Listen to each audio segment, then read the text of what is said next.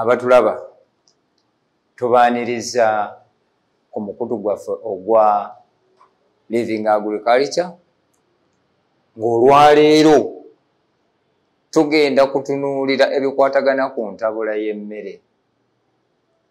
Bwe tugamba entabula y'emmere tulina bye tulunda bingi naye olwaleero tugenda kwogera ku nkoko. Amannya Isa Luigare Bakibinga ndi musawo wa bisolo. Omukutu gw'oliko kati gwe bayita living agriculture. Kw'oyigira biki bye weetaaga okumanya mu bulunzi n'obulimi. Bangi ebiseera ebisinga mugande mugamba mbu okulunda kuzibu era okulunda kwatulema, naye buli lw'onoonya omukutu guno oba ccana eno kitegeeza oli mu kifo kituufu. Njagala gwe omulunzi obudde bwo bw'omala ng'onoonyeza ccana eno, njagala obeere maneja wa faamu yo, njagala obeere musawo wa faamu yo, njagala obeere mulunzi eyeeyagaza nga kyakola akitegeera. Mu nsi muno tulinamu abantu ebiti bisatu: abaalema, abaalemwa, abaalemala. Kati gwandaba essaawa eno ogwawa? Oli mu baalema, oli mu baalemwa, oli mu baalemala? Ansa nze ngimanyi. Ekikuteesezzaako n'onoonya ccana eno oli mu baalemwa. Lwaki? Watandika ekintu naye ng'olina ebikubulamu. Omuntu eyalema anoonya bya ndongo, anoonya bya buseegu, anoonya bali bwereere. Naye eyalemwa y'oyo abaako kyakola nga yeetaagamu knowledge ne skill. Oli mu kifo kituufu. Mbazaayo nti olwaleero tugenda kutunuulira ntabula ya mmere gye tuyita formula. Kuba bangi mudduse mu kulunda. Ate kati si ye economy, kati buli kimu mukisindise mu economy, n'okulunda economy, n'okulima economy. Naye olwaleero economy yaffe twagala tugiteeke tutabula tutya emmere na biki bye twetaaga mu kutabula emmere, osobole okumanya ofunamu otya era osobola kwetabulira otya. Nziramu okubaaniriza ku mukutu living agriculture. Amanya ndi Luigare Isa Bakibinga, deserted medical officer. Abamu mugira ne museka, but I have the reason lwaki nava mu busawo bw'abantu. Kuba abaali basinga okulwala tebaalinga balwadde, baalwalanga lwa bwavu. Kati abaana badda mu masomero naye nga ne fees tewali. Abaana abamu baawummula lipooti baazirekayo, naye ng'osobola okutandika okulunda. Tandika n'ekitono osobole okubaako ky'osobola okukola. Mpozi neebaza maneja wange, bino byonna biteekateeka okubanga buli gy'oli yonna osobola obbiraba. Eriyo abali e Isirayiri munsindikira messages, eriyo abali e Qatar message nzifuna, eriyo abali e UK message nzifuna, eriyo abali e Russia, buli ali gy'ali Canada message nzifuna, ate ne munkubira ate ne twogera. Kati olwaleero katutunuulire entabula y'emmere. Omutwe guli nti yiga entabula y'emmere y'enkoko. Lwe lwaleero obudde bwe tunaamala wano njagala oba omuntu eyeeyagaza ng'osobola okwetabulira emmere yo. Tukendeeze ku ssente ze tuteeka mu kugula emmere entabule ate n'etatukolera. Omanye kirumanye okugenda n'okwata ssente nga gwe omulunzi andaba n'ogenda ogula bino ebiri wano naye nga tosobola kumanya kiriwa ekijja mu kino era kyetaagisa bungi ki. Bwe tutaatambulira wano amazima gennyini gwe yali yalemwa mu kulunda njagala obeere ng'ate onsingako ate ekitasoboka kunsinga naye tube nga twenkanankana. Ombuuzeeko awaba waganye naye ng'ate awasinga osobola okwekolerawo. Bwe tugamba ebirungo bino mululi olunabuddu ze tuyita ingredients ebintu bye tukozesa nga tutabula emmere. Ekisooka kye tuyina okumanya ye maize brand. Maize brand ono ye nnamba emu gwe twagandawaza nti ye kyakyu. Maize brand ono alimu ebika bisatu. Waliwo nnamba emu, waliwo nnamba 2, waliwo nnamba 3. Nnamba emu ku maize brand kiba kikuta ke bakubako kungulu. Nnamba 2 kaba kamere akayitira mu kikuta kiri. Nnamba 3 ekyo kye kimere ky'oteekeddwa okutabulira enkoko zo, oba ya lunaku lumu, oba ya mwezi, oba nkulu. Ekyo kye njagala tumanye. Kati njagala atulabe essaawa eno. Maize brand ono gwe mutwe. Naye omanya otya maize brand omutuufu? 1. Njagala okwate mu maize brand wo gw'oba ogenze okugula. Wonna w'oba ogenze munyigire mu ngalo bw'oti. Bwe tugenda okudda tugenda kubiteeka wano buli kimu okirabe. Naye olwali tusoose kukusomesa busomesa omanye biki ebikola emmere. Lwe tunadda tukulage maize brand omutuufu n'ali fake. Naye maize brand bw'omukwata mu bw'oti n'omunyiga mu ngalo n'omuta n'agwa, bw'asigala nga yeekutte oyo mufu atya. 1. Abeeramu ebikongoliro. 2. Abeeramu sawdust empumbu. Maize brand omutuufu bw'omusuta bw'omusuula bw'oti asaasaana yenna. Kitegeeza yo taliimu kikongoliro, taliimu sawdust ate ekikuta. Oyo ye kyakyu ye nnamba emu. Then nnamba 2 ye broken maize. Kiri mu Afirika wano ate naddala mu Uganda. Ensinze zembaddemuuko bakozesa broken maize so si maize brand. Lwaki? Maize brand mmwe mwesaasira. Funa kasooli nga kasooli omukube mu grade gy'oyagala. Kasooli ono osobola omukubamu mu nnamba emu gye tuyita pre-starter. Pre-starter ye mmere esookerwako obukoko obuto. Naye bw'onoogamba nti ogenze na maize brand, ojja kugula brand alimu ebikongoliro, ogule brand alimu ekikuta, ogule brand alimu empumbu. Obukoko tebugenda kuva mu kifo, bugenda kundugga, bubeerawo nga buli stunted. Ate ekisinga okunnuma nti kasooli ali mu 108 ate brand ali mu 9, naye ng'ate brand gw'ogula 9 alimu ebikongoliro. Ekyo kye kizibu abantu kye tuteekeddwa okumanya. Ekirungo kye tuyita ekyokusatu ye mukene, fish meal. Mukene ono kye kimu ku kiriisa enkoko n'ekula ng'ekula mu sipiidi yaayo.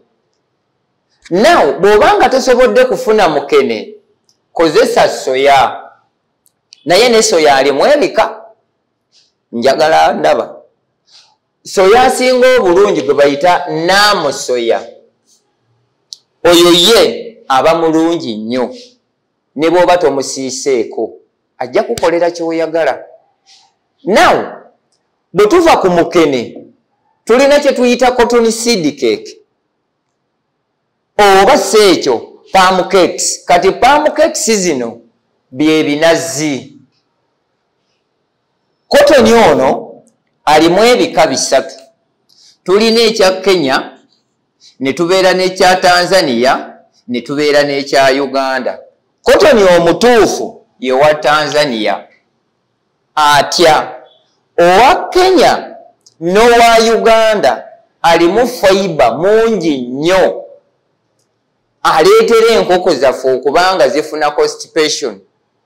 Fiber bw'abaamu omungi omanya otya cotton omutuufu nti bw'ati walina okufaanana. Era naye mukwatemu bw'oti. Bw'omukwata n'omunyiga n'omuta n'agwa wansi, cotton omutuufu asaasaana. Naye cotton alimu fiber asigala yeekutte. kitegeeza ono mufu n'ono mufu, twagala ono. Simanyi oba ŋŋenda nnyo kuba kati gwandaba njagala tutambulire mu peesi egenda okutugasa. Nziramu tulina cotton seed cake oba ebinazi. Ekinazi kino kikola bulungi nnyo 100% okusinga ate kotoni. Lwaki? Nti kotoni ono alimu ebika 3 naye ate ebinazi kiri kimu, tekiriimu kyekyongeramu, tekiriimu kyekikendeeramu, tekirinaamu fiber, tekirinaamu gaweke. Ne tubanga cotton seed cake tukimaze. Tulina bwe tuyita obusonko, these are shells. Nsaba bwe tubanga tunaalunda obusonko buno ye calcium.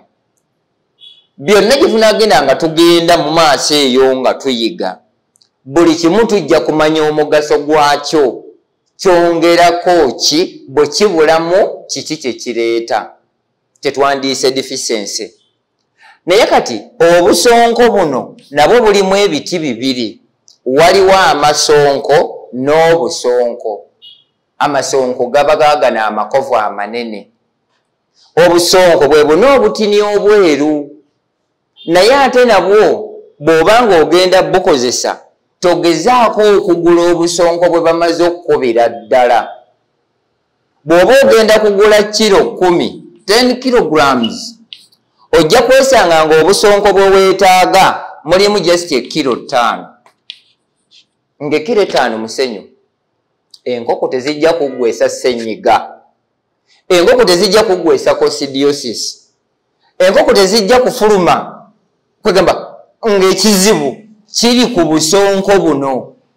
N'abalunda ebisolo, nze nina munnange gwe tukola naye ku sitawali, alunda mbwa, naye mu kifo eky'okugula obusonko yagula masonko.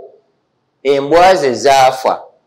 Ngenda okutuuka okukebera embwa nga bwe yali ayita obusonko gaali masonko nga gaasalasala ebyenda. Ne kino mu nkoko mweziri. Bw'onooba oguze obusonko ng'oguze masonko mu kifo ky'obusonko, 1, bwe ziba zibiika zigenda kusala ku kubiika. 2, zigenda kubanga zifuluma kalimbwe alimu omusaayi, kiri ku busonko. Naye mu calcium tulinamu emirundi 3.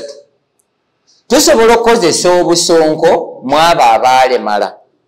Ngamba ki okulemala? Nti wasigalamu looka eri. 2, tusobola okukozesa limestock feed. Ne limestock feed alimu ebika 2. Waliwo omweru, waliwo owa brown. Bwe buba bukoko buto tukozesa lime omweru. Bwe ziba nga tuli mu nkoko ez'okubiika amagi, bwe zitandika okubiika tukozesa wa brown. Oba seekyo waliwo calcium nga calcium alinga buweke bwa sukaali. Bye bintu 3. Ekyo nakyo tukirabye. Waliwo omusaayi. Olajja kumbuuza ate gujjirawa? Guno guba mukalu. Bwe baba basaze bagulembeka ne bagufumba ne gukala. Disadvantage y'omusaayi guno bagattamu kolansi. N'ogenda okuwa enkoko nga kolansi ono eyakwata ate gy'osanze mu nkoko zo, kiki ky'olina okukola? Bw'obanga si gwe weetegekedde omusaayi gwo guno, please guveeko. Nkoko nnyingi zensanze nga zifa lwa musaayi. Kati ky'olina okukola, omusaayi gwesonyiwe bw'obanga si gwe ogwerembekeddeyo eri mu lufula.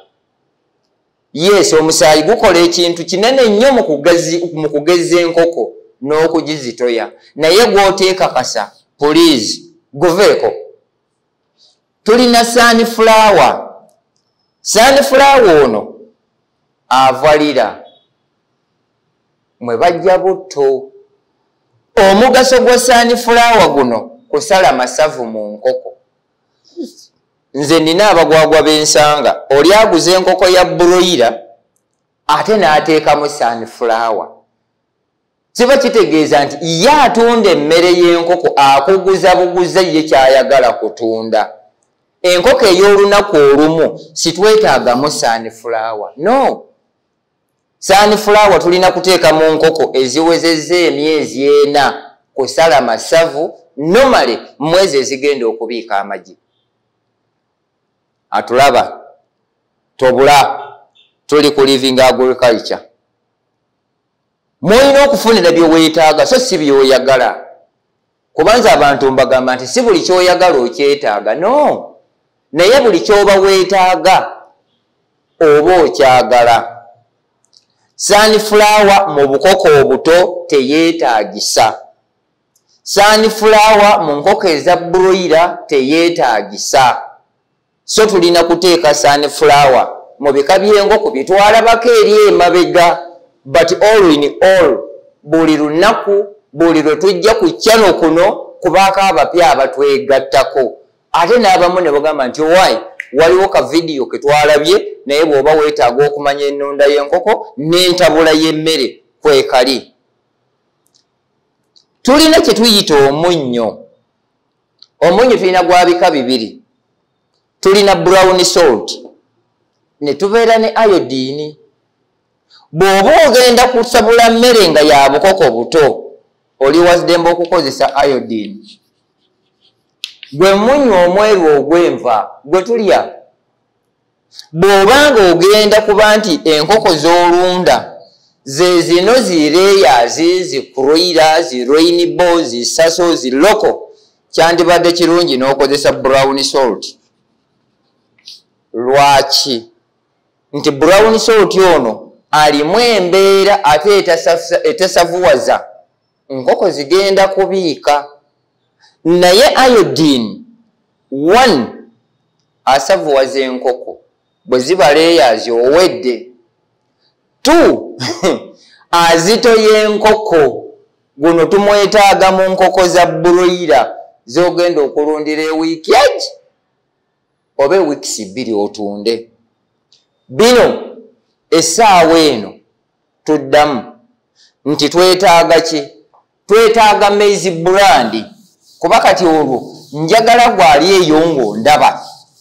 Enkya ate gwe olina okusomesa abalala. Saagala ogambe ate simanyi ate bino tebiriiko ate living agriculture ate wali nabuze. No. Kye tuyina okukola twetaaga omuntu kyakola nga mwennyini osobola okukyeyimirizaawo. Kati tugenda mu kye bayita formula. Otabula otya? Mixing the feeds.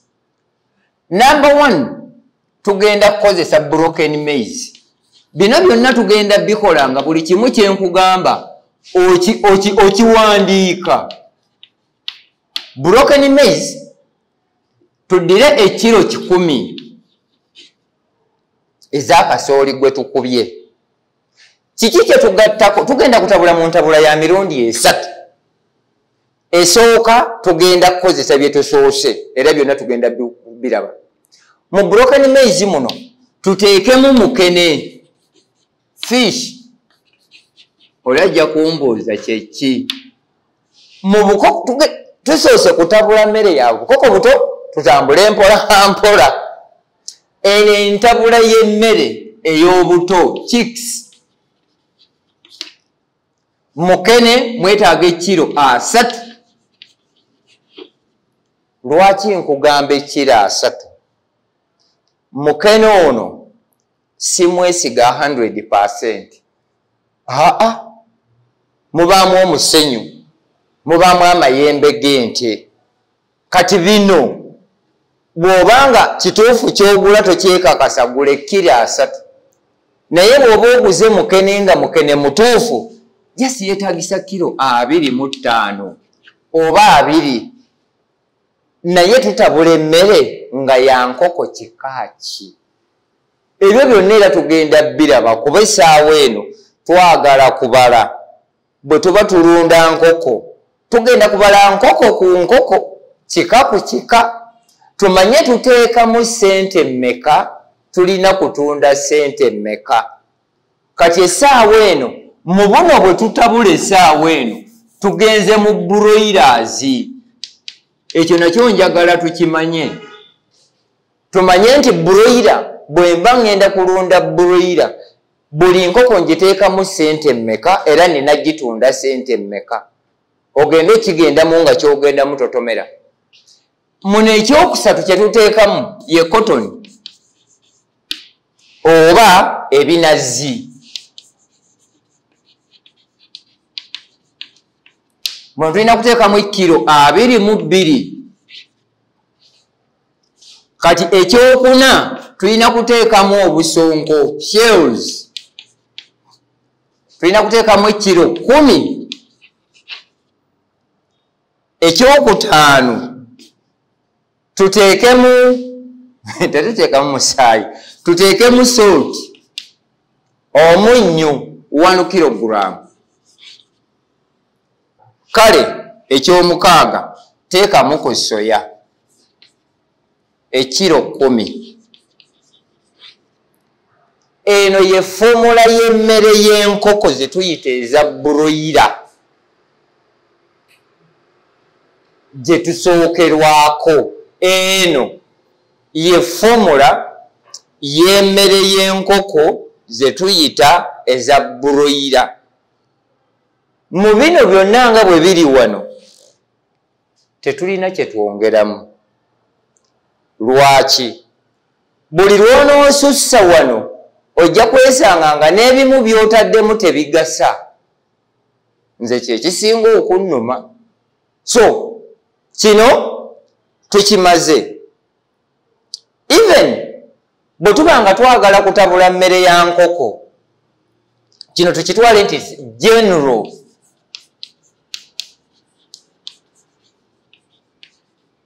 Enkoko ey'olunaku olumu paka lweweze emyezi 2, eno yebeebeera entabula yaayo.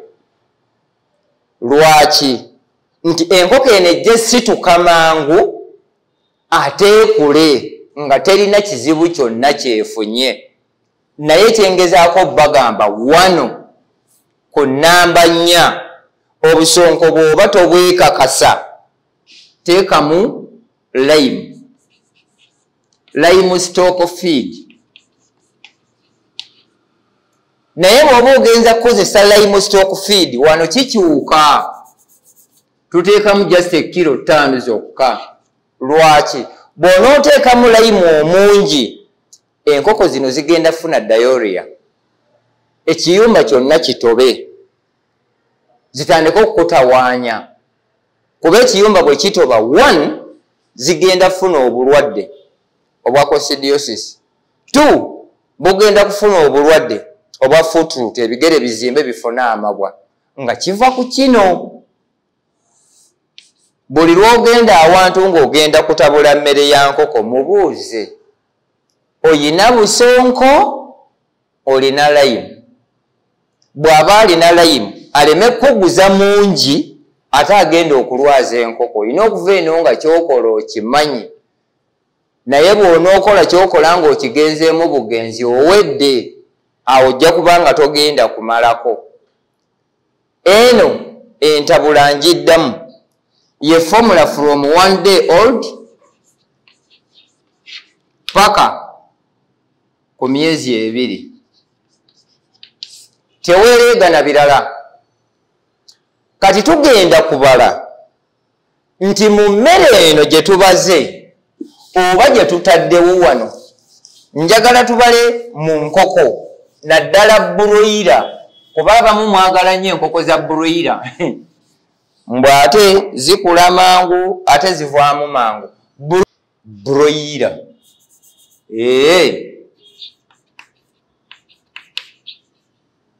types of broilers. Number 2 gye bayita rose. Number 3 eyo Sasso. Number 4 Hubbard. Now eno ye namba 1 ekulira mu weeks 4. Eno rose ebeerako ebbala erya bbulaaka. Eno ye namba 2 mu kukula. Kati eno Sasso ze broilers zibeere mmyufu. Teziri nnyo common naddala mu Uganda wano. Batono abazitegeera. Eno zibeera za brown, bigejja, bizitowa, kikula mangu. Eno bifaanagana. Kati eno habadi eyekula ewanvu wa buwanvu yi. Edda waggulu naye bino bikulabika wansi. Kati njagala alunda enkoko oba ogenze mu Broilers sigenda kufaayo otaddemu oguze kikaaki. Naye broiler emu tugenda mu calculations kati emu tugiteekamu ekilo 2 n'ekitundu. Emmere gy'erina okulya from day 1 paka mu weeks 6 ye kilo emu kilo 2 n'ekitundu. 2 ne tugiteekako kale eddagala lya mitwalo. Bwe ziba nkoko 10 kiba kitegeeza buli nkoko tugiteekako esiringi 3 lino ddagala. Then ekyokusatu leba. Kati bino bw'oba olunda nkoko bw'oteekamu ne capital egiguze olina gisaasanyako esiringi 7,250 okugula enkoko n'ogula emmere n'ogula eddagala naawe ng'omuntu ziba siringi 7,250. Kati eno bw'obanga ogibaze assuming oyina enkoko 10 then times ezo. Kuba twagala omuntu agenda mu kyagenda nga kyokola gye kiri gibe emitwalo 7,250 z'oteeka mu nkoko 10. Naye mu weeks 4 oba 5 obenga ogitunda. Broiler ye weeks 5 eri wakati w'omutwalo n'ogumu 2. Meaning nti bw'oba ogitunze mutwalo ku weeks 4 ojja kuba ofunyeeko emitwalo 25. Awo kiba kikola. Kale wano kitegeeza nti bw'obanga esente z'otaddemu zisukka wano gundi ogwo omulimu guveemu. Nkugamba broiler sente bw'oba z'ogiteekamu nga zisukka 7,250 kite kuba ojja kuba otomedde kyekiri mu broiler. That's why nti ate bwe tuddayo mu nkoko ziri ze tubaze wali ezisoose eno habadi eyasembye wansi ogitundira mu weeks 8. Meaning nti mu weeks 8 ojja kuba ogitaddemu omutwalo gumu 1,235. Kati oli agigule mutwalo already wano oli mu deficit. That's a loss. Eyo ye broiler. Now broiler yo tugiwunzise kaakati tugambye tuli mu formula ya kutabula mmere ya nkoko. Wano abasinga wano ekibalo we kibabulira oyina agamba nze okulunda kwa nnema bwe kuba kwakulema awo saba Katonda akutwale either mu ggulu oba mu geyeena. Now these are local. These are layers. Eno broiler. Eno Kroilers. Zino zi Sasso. Nendada. Kati bwebanga it is broken. Zino zibeere kilo 10. Ne wano 10. Ne wano 10. Wano wonna zisigala ziri 10 in kilograms. Kati wano bwe tugenda mu fish mukene wano wonna zirina kuba ekiro 3 lwaki kuba wano tukyali mu bukoko buto wano bwe tugenda mu kotoni zirina kuba kiro 22 wonna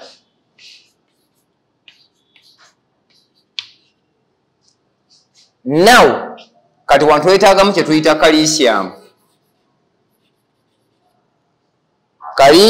ono twetagamu bwe tuba tugenda kukozesa busonko wonna wagenda 10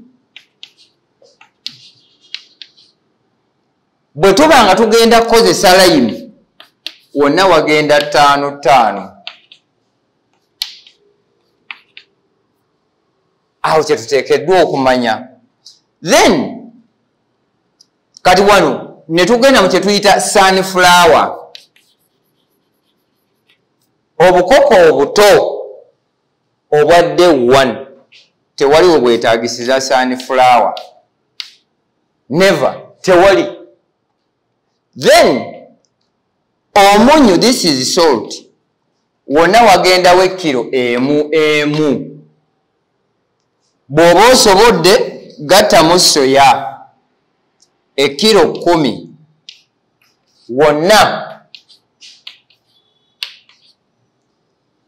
eno ye formula ey'obukoko obuto kwoteekeddwa okumanya nti bwe ntabula wano nengatta kino na kino na kino na kino ngenda funa kino then you multiply nti brokeni agula sente mmeka mukene agula sente mmeka kotoni oba ebinazi bigula sente mmeka obusonko oba layimu agula sente mmeka wano tuli mu bukoko buto tuli ku living agriculture luigare isa gangi eno bwe tuba tugimaze eno yey'obukoko obuto now kati tugenda mwezi ez'emyezi 2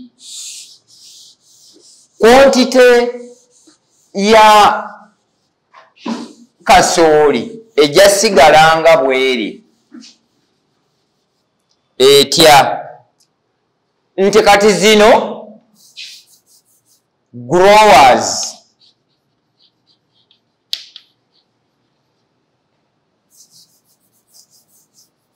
myezi 2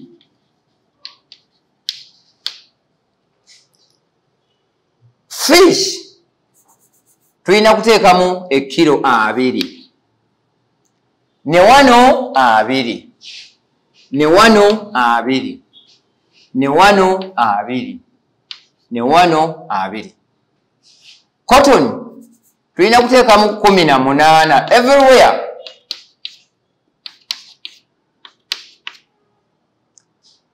kati kalisyamu ono tusigale nga tukozeseza either lime bwe tuba ba lime zisigale nga ziri kilo 5 everywhere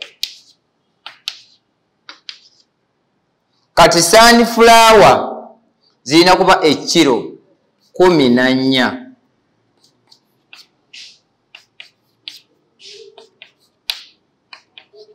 lwaki nti tuteekateeka enkoko zino by the way eno tuba tugijjeemu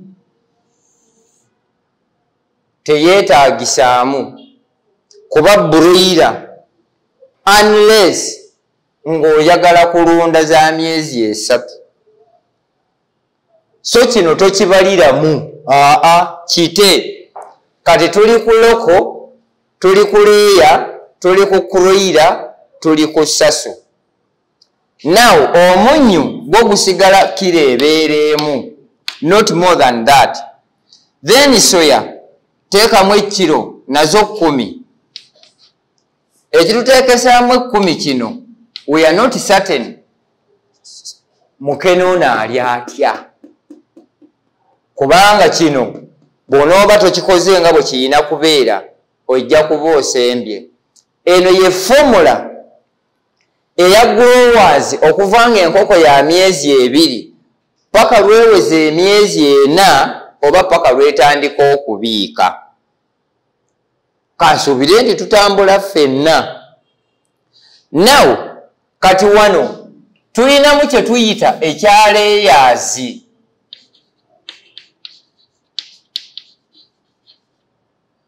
Layers ze zino ezibiika.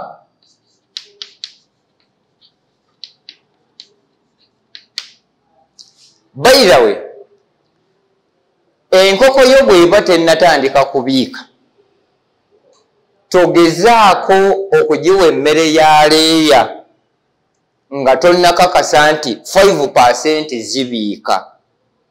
Buli lw'onoogikyusiza emmere olw'okuba ewezezza emyezi 4, 1 ejja kwanguwa okubiika emale ekome. 2 eyinza okulwawo okutandika okubiika olw'ensonga nti oba oli gikaka okutandika okubiika nga tennaba. Kati tuzzeeyo mu formula ey'entabula y'emmere yaffe. Always tujja nakubala kati eno broiler ngijjeemu kuba sigyetaaga. Abamu temunyiiga nti kusajja kano tekayina mpisa. Kyo ekituufu eky'obutaba na mpisa ekyo nange neemanyi. Kati wano tuteekewo ze tuyita rainbow. Kiro 10 bwe ziba zitandise okubiika zino zirina kuba kiro 18, kotoni 16, calcium 15, sunflower 20, salt 1, soya 10. Layers 18, 16, 15, 2, 1, 10. Rainbow 18, 16, 15, 2, 1, 10. This one 18, 16, 15, 2, 1, 10. Even here wano wonna wasigala wenkana. Tobuuza nti ate lwaki bisigala byenkana. Olw'ensonga nti enkoko zino ze tuba tubiikisa, tulinamu ze tubiikisa nga za bika 2. Tulina ezibiika nga tuziyita commercial layers, ne wabaawo ezibiika nga zibiika for hatching, kye tuyita ekya breeding. Kati gwe bw'oba n'enkoko yo ng'ebiika magi ga kutunda, ago tugayita commercial. Bw'oba n'enkoko zo nga zibiika kwaluzaamu bukoko bwa day 1, ezo tuziyita breeder. Now kati kino bwe kiti bwe kitambula. Saagala kibuuzo saawa eno. Kati zino tugenze kye tuyita mu breeders.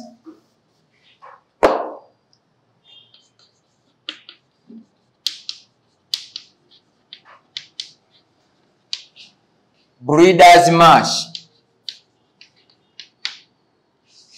Kati wano era byonna bigenda kyuka.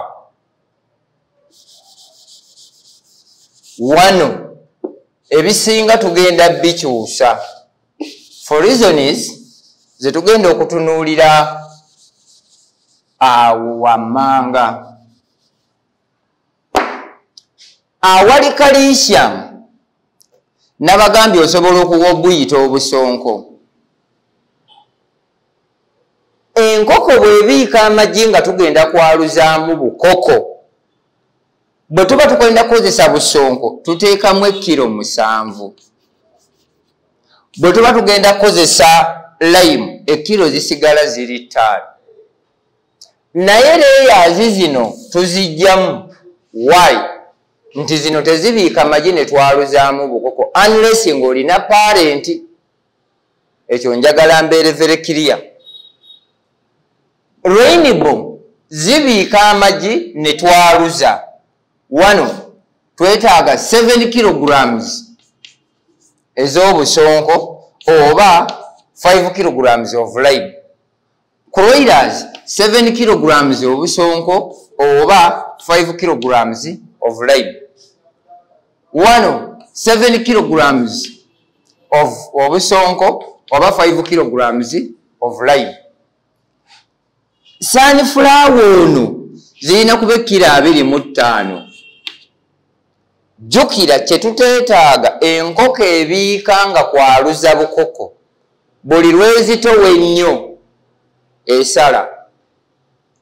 So wano 25 kilograms 25 omunyu 1.5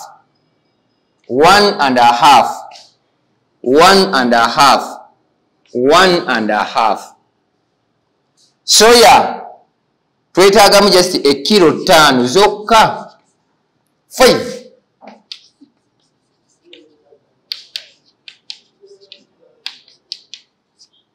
Kati muno twongeramu ekintu kimu, lysine. Muno tuteekamu half a kilo. Half.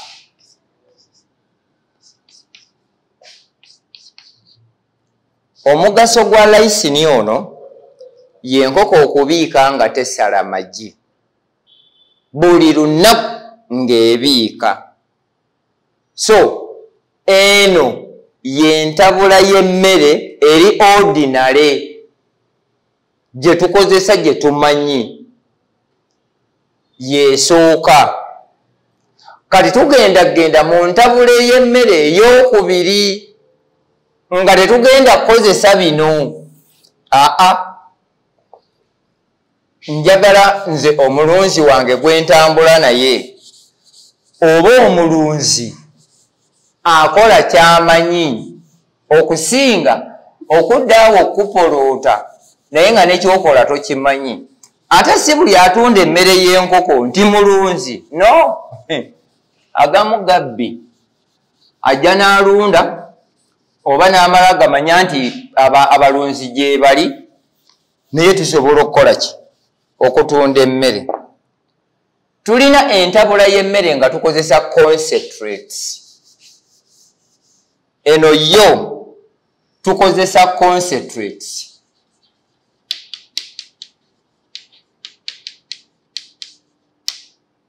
Bwe bulungo. Naye obulungo bwaffe tugenda butunuulira tubumanye tukozesa ki. Types of concentrates.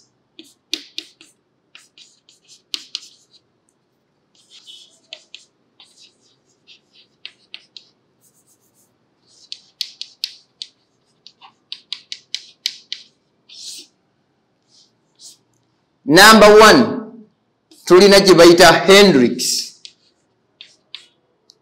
Number 2 Jubail. Number 3 Wafi. Number 4 mpozi baba giri sibitegeera kale Kafika. Number 5 Neoscience.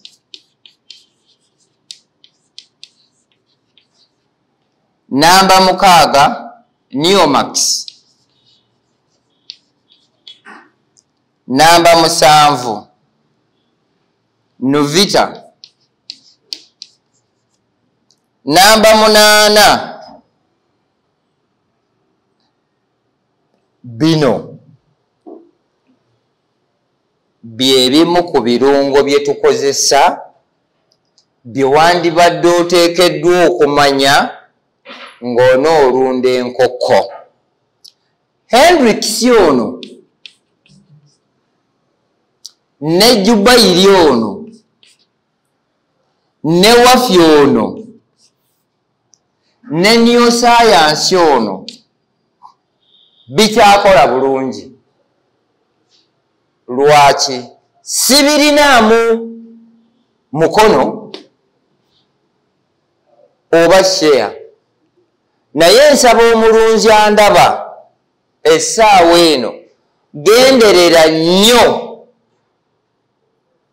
Omanyi abantu mwagala nnyo ebyobwereere mutya. Ogenda n'ogula ekirungo kya kafika ne bakugamba nti bw'oba oggyeemu emmere ekirungo ekyo ekipapula kikomyewo. Oba kale n'ogula naye normally ekyo bwozaayo ekipapula kino bakuwa $2. Naye mu busiru bw'abantu ozaayo ekipapula ekyo ate enkya n'oddayo n'ogulaawo kuba bagenda kukuwa $2. N'otomanya nti gy'otutte eri origino gy'ogenda okuddamu okutwala egenda kuba fake. Tekiri mu kampuni ekola mmere eno naye baagenti abagitunda. I have to be clear ku kino. Kampani si y'ebikola naye baagenti abagitunda be bakola bino. Now bwe tuba tugenda kukozesa Hendrix concentrate mu kiro 100 tuteekemu ekiro 25 wonna 25 kilograms.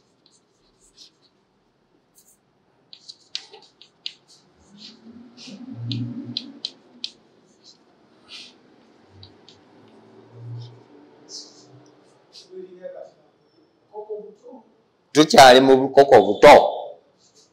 Now nti wano kyetugattamu wano tuteekamu ekiro 5 eza calcium.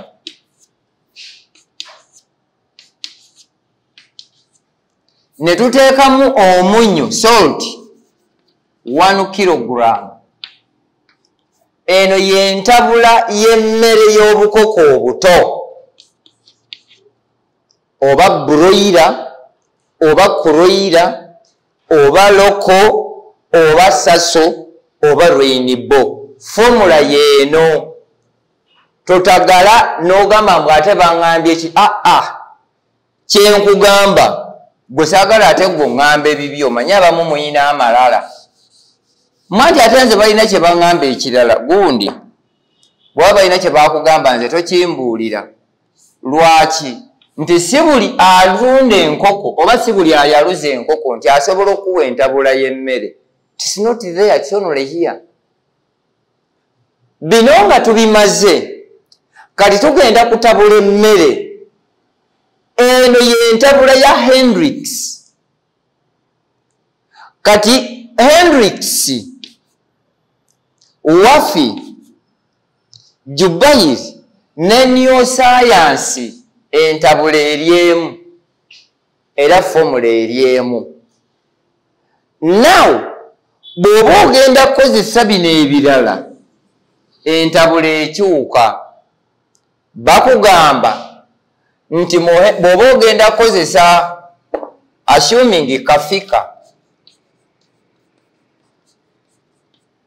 bagamba ekiro zibeera bagamba brand ekiro 75 buli wamu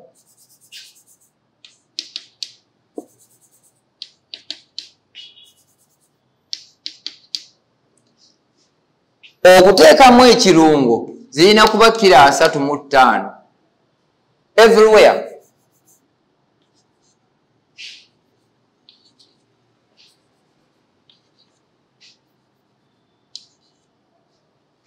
Bw'oba okozesezza kafika mu kilo 75 oteekamu 35 ne bakugamba nti ate teekamu ne soya ekiro 10 kati nzaawo nze w'obwongo obunafu ono mba sijja mugendako. Why? Njagala ekirungo nga kiri complete. Njagala abatulaba don't misquote me. Oli bwakuguza concentrate n'akugamba nti there is any other additional ingredient you must have a question mark. Lwaki? Era totagala. Noonya ewalala. Kuba kati kiba kitegeeza nti bino baba babyozaamu. Noono naye alimu percentage.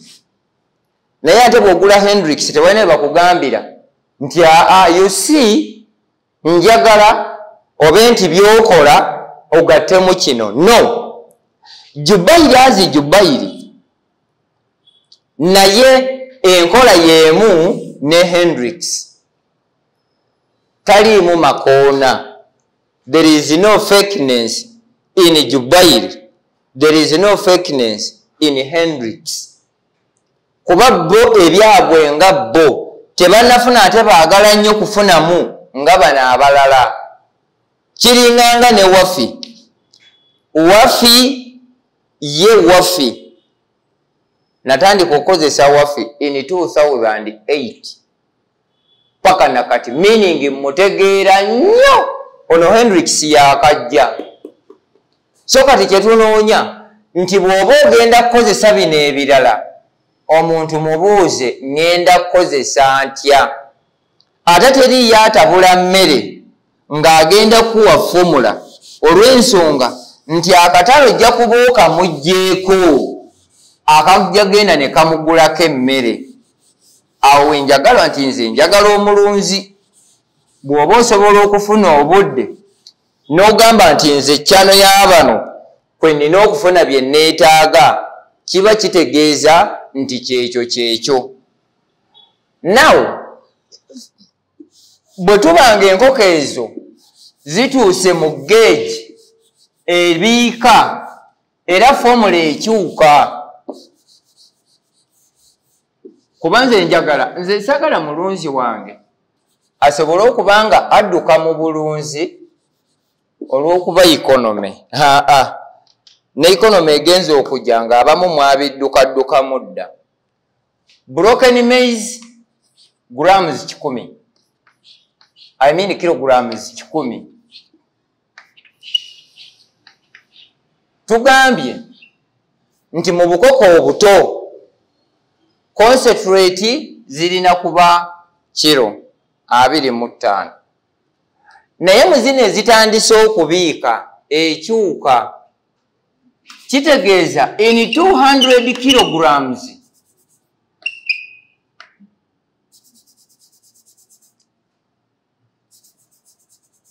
wano concentrate Hendrix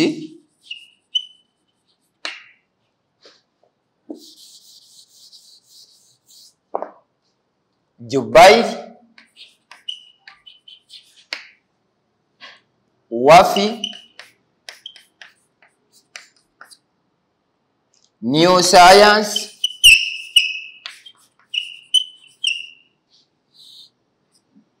Novita Intraco Comfort. Kati wano wonna eno Hendrix ekiro 5 zitabula kiro 2.5 eza broken maize oba bulandi. Mu kiro 5 zitabula kiro 2.5.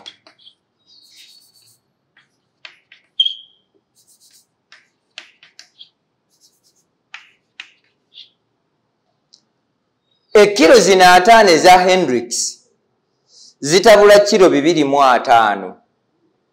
Mwezi eziri wakati w'emyezi 2 n'ena.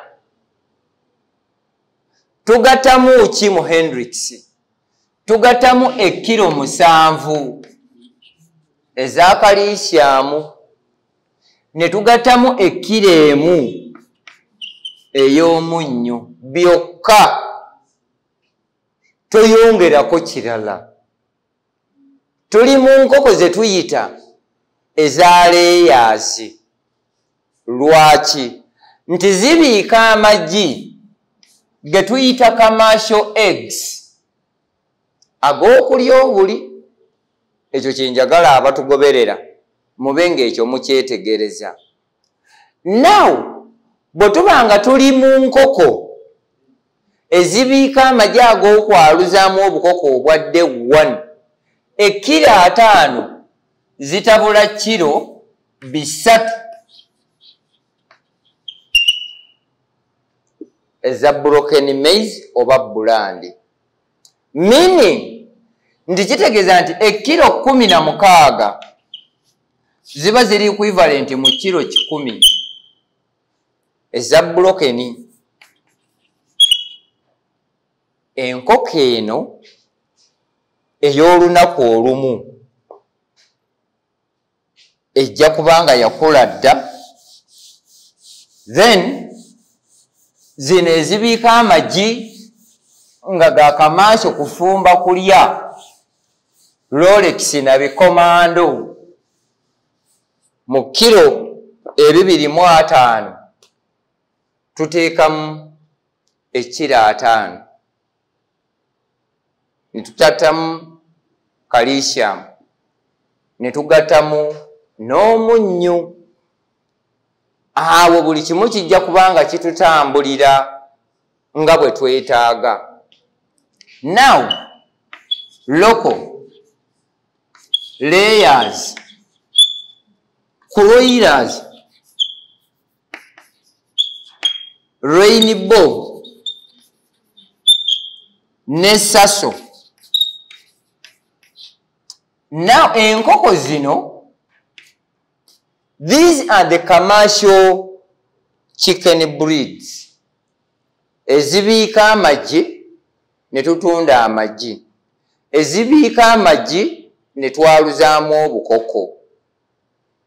Njagala atulaba, obulimi n'obulunzi gwe mulimu ogukusanga awo ewaka.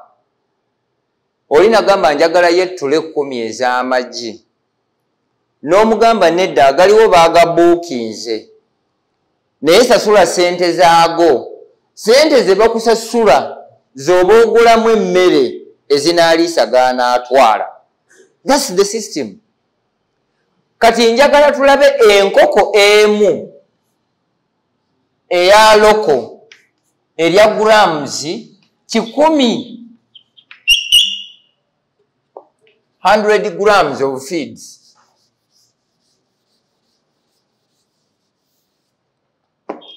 Layer emu erya grams 13 ku 15.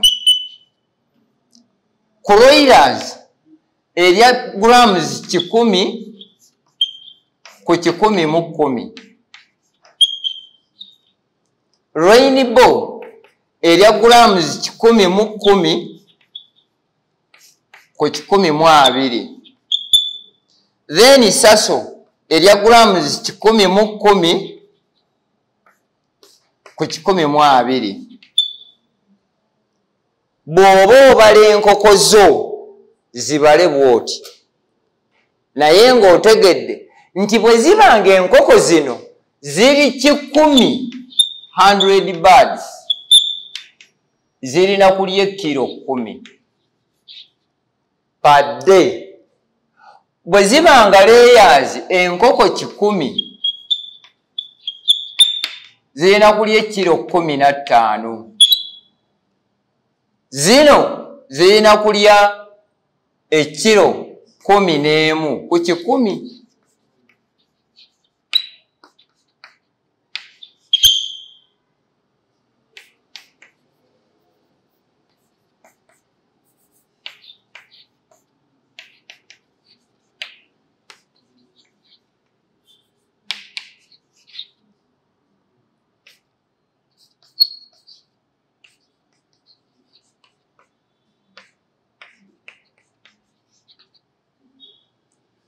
Bwe tuba tubala enkoko, this is the way how we calculate.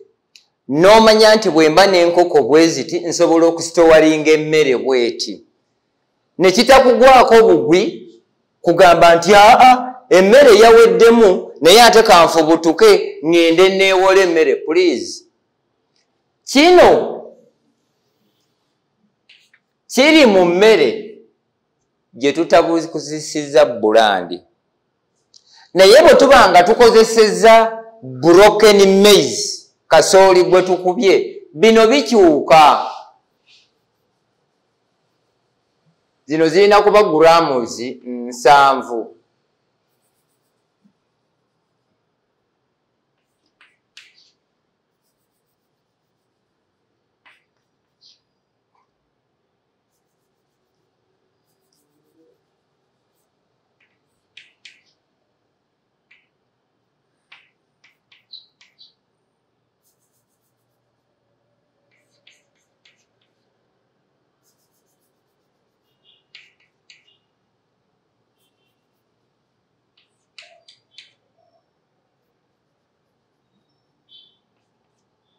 Lwaki?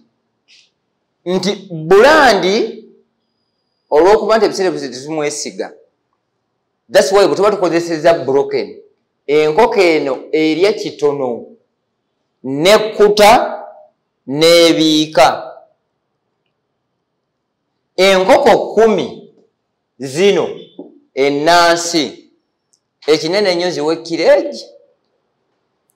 Kuba bwe naakugamba nti pima grams 7 tojja kimanya. Naye gwe ziteremu ekkiro emu zijja kulya zirekemu. Bwe ziba layers,